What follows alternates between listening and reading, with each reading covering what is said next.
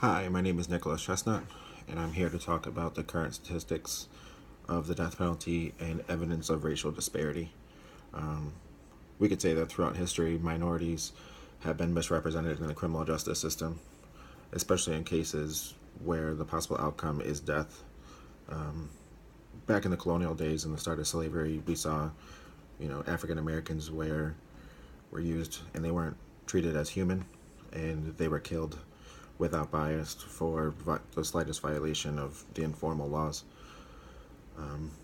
Now, as our criminal justice system has matured, people of African American descent or minorities, they found better representation, but it's still not completely unbiased.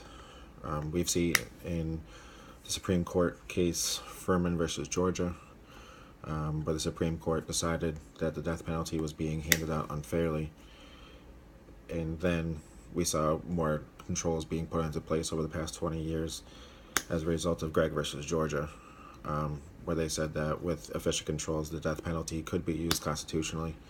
But yet, with these controls, the system does not effectively eliminate bias.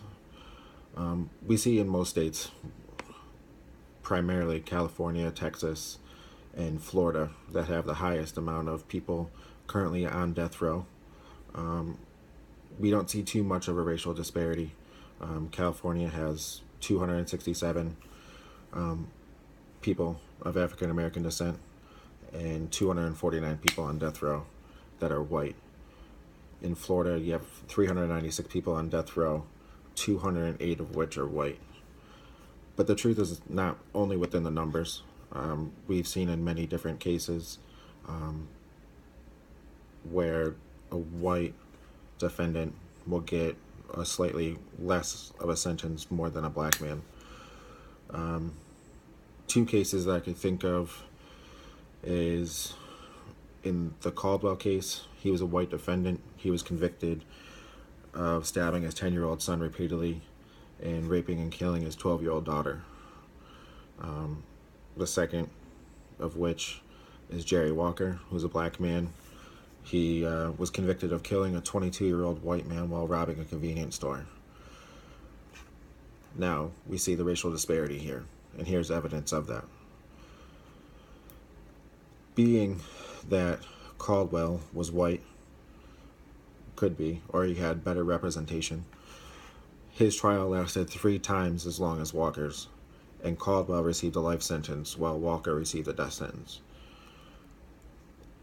In these examples, it is believed that not only the race of the victims, but the value of the victims biased the sentencing decisions. The 22-year-old man killed by Walker was the son of an Army commander at Fort Benning, while Caldwell's victims were not influential in the community. It's examples here that create evidence of racial bias. But then we see, out of the total people on death row and the amount of people that have been executed over the years, right now we see about 3,100 people on death row, 41% of which are black, while 48% are white. Now, this might seem like it's, an equal figure, but we must take into account that only 12% of our U.S. population is black. So when you see equal numbers there, we could see how racially biased things are.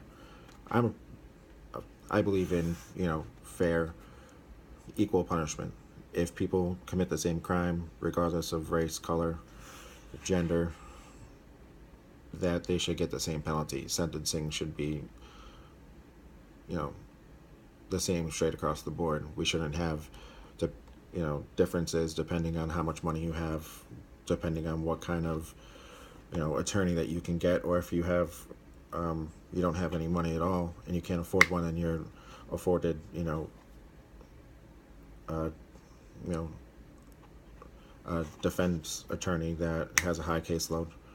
So there's evidence there that there is racial bias within the capital punishment and the death penalty.